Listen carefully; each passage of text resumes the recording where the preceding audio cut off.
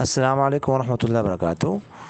What's app group number 1 میں کشمیر سے یاسر بھائی نے سوال کیا ہے۔ السلام علیکم مفتی صاحب۔ وعلیکم السلام۔ اگر منہ میں ناپاک چیز منی پیشاب وغیرہ چلی جائے تو کیا غسل کرنے سے بندہ پاک ہو جاتا ہے، یا اس صورت میں پاک کیسے ہو سکتا ہے؟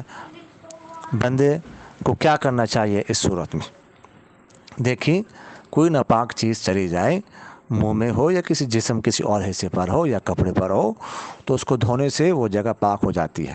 تو منہ میں اگر کوئی ناپاک چیز چلی جائے تو اس کو دھویا جائے، پانی ڈالا جائے، کلی کی جائے، تو بس منہ پاک ہو جاتا ہے۔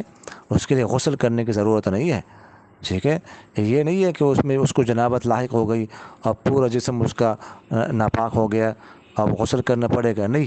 بس منہ میں جس جگہ بھی وہ ناپاک چیز گئی ہے تو بس وہ جگہ دھونے سے منہ پاک ہو جائے گا، وہ جگہ پاک ہو جائے گی۔ جزاکم اللہ۔